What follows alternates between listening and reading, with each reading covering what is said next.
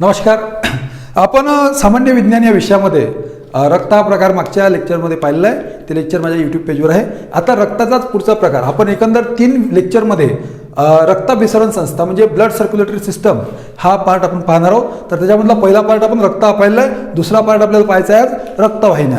आता रक्त म्हणजे काय ते मी मागे सांगितलेलं आहे. आता हे रक्त ज्या माध्यमातून वाहतं ते म्हणजे रक्तवाहिन्या. रक्तवाहिन्याचे काय प्रकार पडतात, माणसाच्या ठिकाणी किंवा इतर प्राण्यांच्या ठिकाणी कोणती रक्त विसरण पद्धती किंवा कोणती रक्ताभिसरण संस्था त्या ठिकाणी कार्यरत आहे ते आपल्याला या लेक्चरच्या निमित्तानं पाहायचं आहे. आणि याचा शुद्ध अशुद्ध रक्ताशी काय संबंध आहे हे देखील आपल्याला या रक्तवाहिन्या या चॅप्टरच्या निमित्तानं आपल्याला आज पाहायचं आहे. बघा, आता सामान्यपणे रक्तवाहिन्याच्या संदर्भामध्ये किंवा रक्ताभिसरण संस्थेच्या संदर्भामध्ये 2 प्रकार असल्याचं आपल्याला दिसून येतं. एक म्हणजे खुली रक्ताभिसरण संस्था जी संघ मोलस्का आणि संघ आर्थ्रोपॉडामध्ये पाहायला मिळते, आणि दुसरी आहे बंद रक्ताभिसरण संस्था ज्याला क्लोज्ड सर्क्युलेटरी सिस्टीम असं म्हटलं जातं, जी संघ कॉर्डाटा त्याच्यामध्ये मानव, उभयचर आणि सरीसृप यांच्यामध्ये ही पद्धती आपल्याला असल्याचं दिसून येतं. खुली रक्ताभिसरण संस्था म्हणजे काय तर याचं वैशिष्ट्य सांगायचं झालं तर खुल्या रक्ताभिसरण संस्थेमध्ये कुठल्याही प्रकारच्या रक्तवाहिन्या नसतात. कोणत्याही प्राण्याच्या शरीरामध्ये शुद्ध आणि अशुद्ध रक्त हे तयार होत असतं, आणि शुद्ध अशुद्ध रक्ताच्या प्रवाहासाठी स्वतंत्र रक्तवाहिन्या अस्तित्वात असणं त्या ठिकाणी काही प्राण्यांमध्ये अनिवार्य आहे, काहीमध्ये ते नसलं तरी नसलं म्हणजे जनरल ते नसतंच. बघा, तर त्या खुली रक्ताभिसरण संस्था पद्धतीमध्ये काय होतं की कोणत्याही प्रकारची रक्तवाहिन्यांचा त्या ठिकाणी योजना नसते. त्यामुळे काय होतं, शुद्ध अशुद्ध रक्त त्यांचं एकमेकांमध्ये मिसळतं आणि तरी त्यांना काही फरक पडत नाही. त्यामध्ये संघ मोलस्का आणि संघ आर्थ्रोपोडा हे 2 प्रकार त्या ठिकाणी पडतात. त्याच्यामध्ये झुरळ, झुरळ, विंचू, गोगलगाय हे 3 प्राणी येतात. झुरळ, विंचू आणि गोगलगाय याच्यासारखे अनेक प्राणी. तर त्याच्या सखोल जायचं झालं तर आपल्याला प्राणीशास्त्र वेगळा विषय आपल्याला पाहावा लागेल. झुरळ, विंचू, गोगलगाय यांच्यामध्ये कुठल्याही पद्धतीची रक्तवाहिन्यांची योजना नसते, म्हणजे यांचं शुद्ध अशुद्ध रक्त एकत्र मिसळतं. म्हणून यांची रक्तव्यवस्था रक्ताभिसरण संस्था जी आहे ती खुली रक्ताभिसरण संस्था म्हणजेच ओपन सर्क्युलेटरी सिस्टम म्हणून ओळखली जाते. त्यानंतर आपल्यासाठी ह्या विषयाच्या निमित्तानं किंवा रक्त भिसरण संस्था हे प्रकरण पाहत असताना आपल्याला बंद रक्ताभिसरण संस्था क्लोज सर्क्युलेटरी सिस्टीम समजून घेणं, आणि मेनली आपण हेच आजच्या लेक्चरमध्ये समजून घेणार आहे. क्लोज सर्क्युलेटरी सिस्टीममध्ये काय होतं, त्याच्यामध्ये विशिष्ट रक्तवाहिन्या असतात. शुद्ध रक्त वाहून नेणाऱ्या रक्तवाहिन्या वेगळ्या असतात आणि अशुद्ध रक्त वाहून नेणाऱ्या रक्तवाहिन्या वेगळ्या असतात, आणि या 2 रक्तवाहिन्यांना जोडणाऱ्या देखील एक रक्तवाहिन्या असतात, त्या देखील वेगळ्या असतात. ते आपल्याला पुढे पाहायचं आहे. तर हे बंद रक्ताभिसरण संस्था काय करते, शुद्ध अशुद्ध रक्त वेगवेगळ्या पद्धतीने वाहून नेते. त्याच्या वेगवेगळ्या रक्तवाहिन्या असतात. संघ कार्डाटा मानव, उभयचर म्हणजे जे पाण्यामध्ये आणि जमिनीवर दोन्ही ठिकाणी मुक्त संचार करू शकतात. आता काही लोक प्रश्न विचारतील का हो सर, जो माणूस जमिनीवर चालू शकतो पोहू शकतो त्याला उभयचर म्हणायचं का, तर नाही, त्याला उभयचर म्हणता येणार नाही, तो भूचरच झाला. माणूस जरी पाण्यात पोहू शकत असला तरी. परंतु कासव बघा, कासव पाण्यामध्येही राहतो, जमिनीवर देखील राहू शकतो, तर त्याला आपण उभयचर म्हणू शकतो. सरीसृप म्हणजे काय हे वेगळ्या सांगण्याची गरज नाही आहे. सरीसृप म्हणजे जे सापासारखे जे प्राणी आहेत किंवा मगरीसारखे प्राणी आहेत, पालीसारखे, पाल म्हणजे भिंतीवर चालणारी आपली पाल जी असते नाही का, ती म्हणजे अंगावर वगैरे पडलेले लोक आंघोळ करतात ना अंधश्रद्धेच्या भागामध्ये, तर ते जे आहे ती पाल वगैरे ते सरीसृपमध्ये येते. तर यांच्यामध्ये काय असते, बंद रक्ताभिसरण संस्था असते. ही बंद रक्ताभिसरण संस्था पाहत असताना आपल्याला त्यांची रक्तवाहिन्यांची रचना कशा पद्धतीने असते ते पाहायचं आहे. परंतु सांगण्याच्या ओघामध्ये एक गोष्ट सांगायची राहिली, ही जी रक्ताभिसरण संस्था आहे या रक्ताभिसरणाचा शोध विल्यम हार्वे यांनी लावलेला आहे. कोणी हा प्रश्न विचारला जाऊ शकतो, रक्ताभिसरणाचा शोध कोणी लावला, तर तो विल्यम हार्वेने लावला. आणि शोध लावल्यामुळेच याला फादर ऑफ एन्जिओलॉजी असं म्हटलं जातं. विल्यम हार्वेला फादर ऑफ एन्जिओलॉजी. वातावरण मोठं खराब आहे, गळा वगैरे खराब झालेला आहे, त्यामुळे असे गळा खराब असल्यामुळे तुम्ही व्हिडिओ जर बघायचं झालं तर हेडफोन लावून ऐका. हेडफोन, इयरफोन वगैरे लावा आणि ऐका, कारण आवाज माझा थोडासा खराब झालेला आहे. फादर ऑफ एन्जिओलॉजी म्हटलं जातं विल्यम हार्वेला. इथपर्यंत ठीक आहे. आता पुढे पाहायचंय रक्तवाहिन्यांचे प्रकार. किती प्रकारच्या रक्तवाहिन्या मानवी शरीरामध्ये असतात. रक्तवाहिन्यांचे मेनली 3 प्रकार असतात, ते पाहायचे आहे. परंतु या रक्तवाहिन्या जर आपण सरळ केल्या, आपण जर रक्तवाहिन्या बघा, आधी स्क्रीनशॉट वगैरे घेऊन घ्या, तुम्हाला घ्यायचं. जे मुलं अभ्यास करतात त्यांनी स्क्रीनशॉट घेतला तर हरकत नाही, करून घेऊन घ्या. तर मानवी रक्तवाहिन्या जर आपण एकत्र सरळ जर केल्या तर त्यांची एकूण जी लेंथ आहे, जी लांबी आहे, ती जवळपास 97,000 किलोमीटर भरेल. बघा, एवढंसं शरीर. आता माझं 6 फुटाचं आहे, काही लोकांचं 5चं असतं, काही 4 फुटाचं असतं. तर ते वेगवेगळ्या शरीर जरी असलं तरी ॲव्हरेज जर आपण त्याचा काढला तर 97,000 किलोमीटरपर्यंतच्या रक्तवाहिन्या प्रत्येक शरीरामध्ये असतात. एवढ्या लांबीच्या रक्तवाहिन्या त्यांना पार घांडाळ करून परमेश्वरानं आपल्या शरीरामध्ये टाकलेला आहे. आणि ह्या रक्तवाहिन्याचे 2 मेन प्रकार पडतात. एक पडतो धमनी, ज्याला इंग्रजीमध्ये आर्टरी म्हणतात, आणि दुसरा पडतो महाशीर, ज्याला वेना कावा म्हटलं जातं महाशीरला, परंतु शिरांना वेन्स म्हटलं जातं. शीर ह्या शिरीची सगळ्यात मोठी शीर जी आहे महाशीर, हिला वेना कावा म्हणतात. हिचे 2 प्रकार पडतात. 2 प्रकार पडतात म्हणजे या 2 असतात मेनली. हे आपल्याला हार्ट सिस्टममध्ये पाहायचं आहे. वेनाकावाचे 2 प्रकार पडतात, इन्फिरियर आणि सुपिरियर वेनाकावा, ते आपण हार्टमध्ये शिकणार आहोत. शिरा आणि धमनी हे 2 प्रकार आपल्याला पाहायचे, आणि या कुठे जुळतात हे देखील आपल्याला आजच्या निमित्तानं पाहायचं. बघा, शिरापैकी ही जी धमनी आहे, या धमनीमध्ये सगळ्यात मोठी धमनी असते महाधमनी. हृदयाशी कनेक्टेड असते ही, हिला अरुटा म्हणतात. महाधमनीला ही महाधमनी काय कार्य करते तर हृदयामध्ये जे हृदयाच्या डाव्या बाजूला जे शुद्ध रक्त तयार होतं किंवा फुफ्फुसाकडून तयार होणारं शुद्ध रक्त जे हृदयाच्या डाव्या बाजूत आणून टाकलं जातं, डाव्या अलिंदामध्ये, त्या डाव्या अलिंदामधलं रक्त येतं डाव्या निलयामध्ये, आणि ते डाव्या निलयामधून महाधमनीच्या अरोटाच्या माध्यमातून मोठ्या धमनीकडे जातं. म्हणजे या धमन्यांचे प्रकार बघा, महाधमनीकडून मोठ्या धमनीकडे जातं, जिला लार्ज आर्टरी म्हणतात. मोठी धमनी मग तिच्या मोठ्या धमनीच्या छोट्या छोट्या फांद्या पडतात, त्याला लहान धमनी म्हणतात. ही स्मॉल आर्टरी. स्मॉल आर्टरी नंतर तिच्या देखील फांद्या पडतात, ज्यांना धमनिका म्हणतात किंवा आर्टिओल म्हणतात. तर या धमनीचा प्रकार पाहतो आपण. बघा, धमन्याचा प्रकार पाहून राहिलो, महाधमनी, मोठी धमनी, लहान धमनी, लहान धमनीच्या खाली धमनिका, आणि धमनिकाच्या ज्या छोट्या छोट्या बारीक फांद्या पडतात त्यांना म्हणतात केशवाहिन्या किंवा कॅपलरीज. ह्या कॅपलरीज काय काम करतात तर कॅपलरीज जे रक्त आहे आणि रक्ताच्या निमित्तानं जे प्रवाहित होणारे घटक आहे, O2 आहे किंवा वेगवेगळे जे काही घटक आहे, O2 सारखे, O2 म्हणजे ऑक्सिजन, ते जे घटक आहे ही केशवाहिन्यापर्यंत, केशवाहिन्या काय करते पेशीपर्यंत पोहोचण्याचं काम करते, सेल्सपर्यंत पोहोचण्याचं काम केशवाहिन्या करते. मग या केशवाहिन्या काय होतात, केशवाहिन्या शिरांच्या देखील केशवाहिन्यांना कनेक्ट असतात. आणि हे कनेक्शन बघा, इकडे शुद्ध रक्तांचा प्रकार, शुद्ध रक्त घेऊन येणाऱ्या वाहिन्यांचा प्रकार पाहून राहिलो आपण, रक्तवाहिन्यांचा. हे इकडले अशुद्ध वाहिन्या आहेत. म्हणजे धमनीचं काम काय आहे, धमनी शुद्ध रक्ताचा प्रवाह करते, परंतु अपवादात्मक परिस्थितीमध्ये, अपवादात्मक एकच अपवाद आहे, पल्मनरी आर्टरी म्हणून एक धमनी असते, जी धमनी अशुद्ध रक्ताचा पुरवठा करते, जी हृदयाकडून शरीराकडे जाते.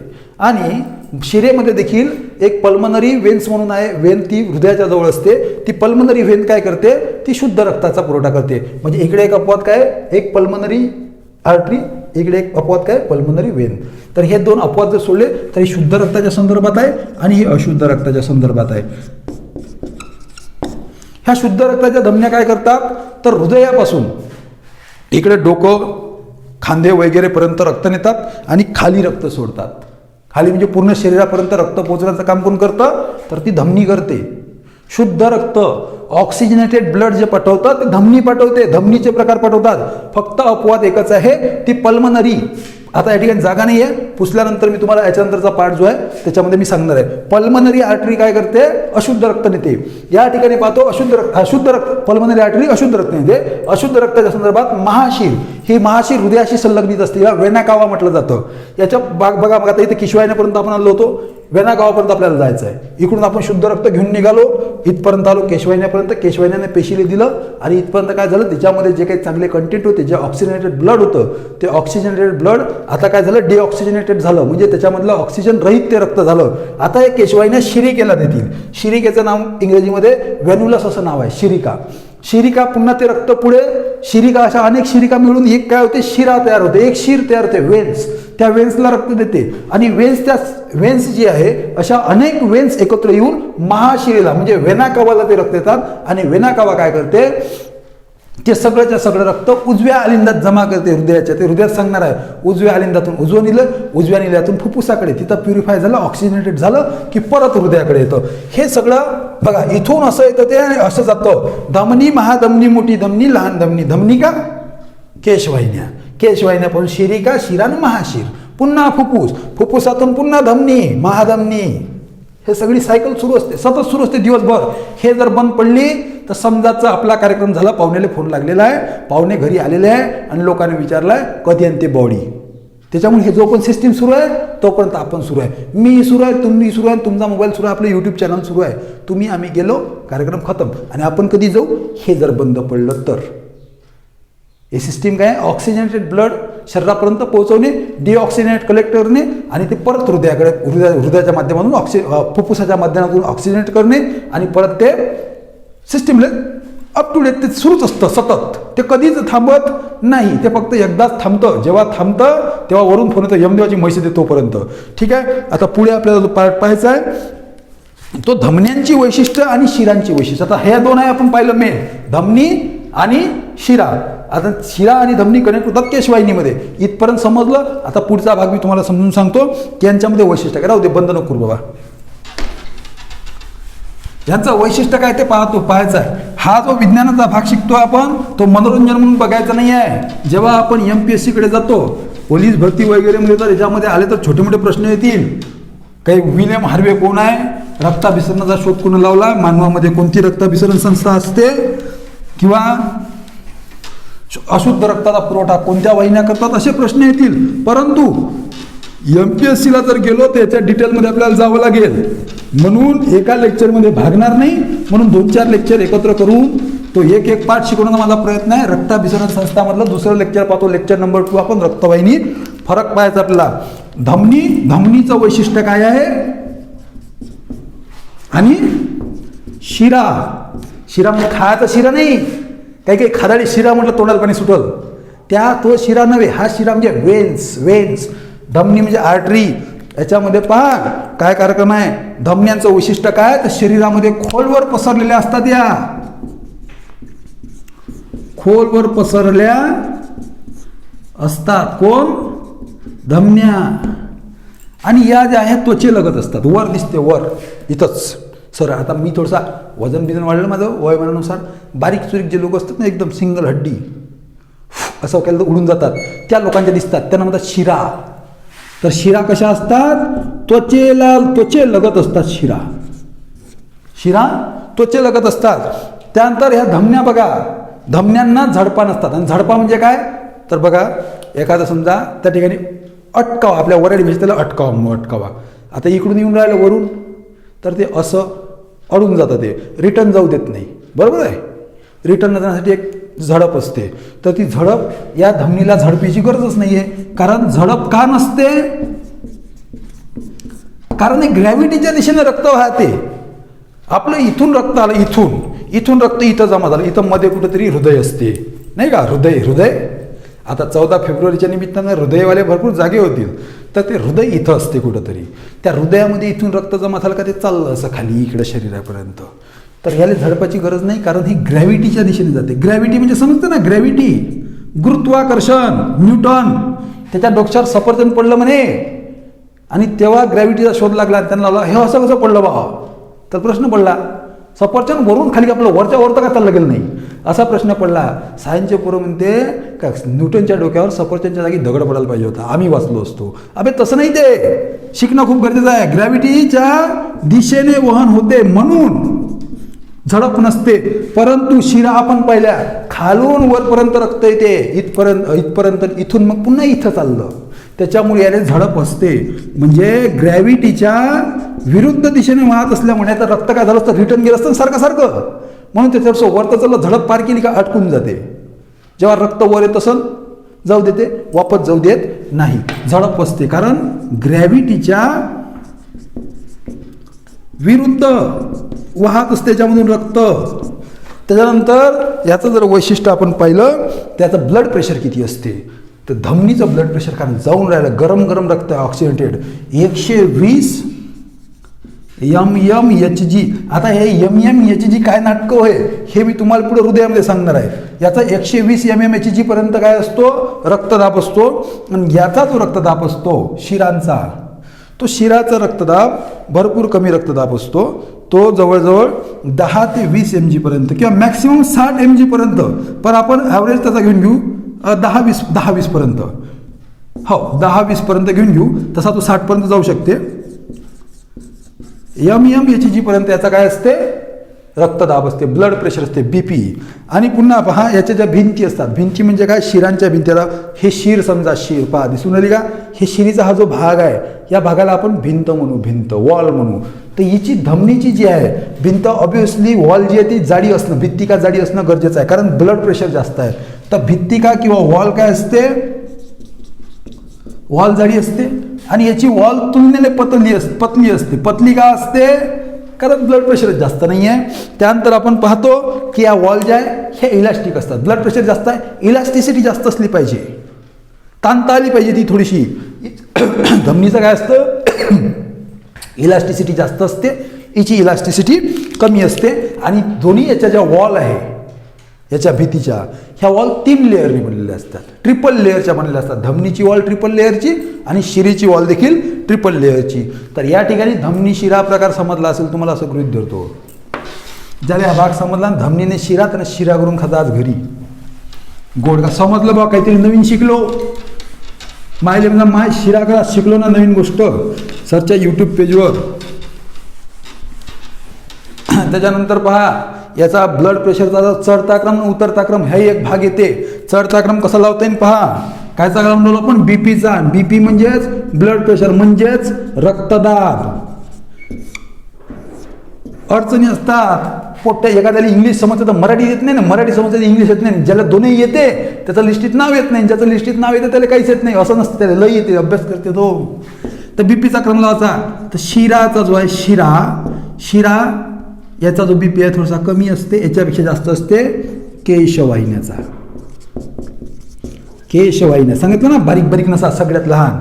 त्यानंतर सगळ्यात जास्त असते धमनीचा, कारण गरम गरम रक्त चाललंय, ज्यात ऑक्सिजनेटेड सनसन रक्त नाही का.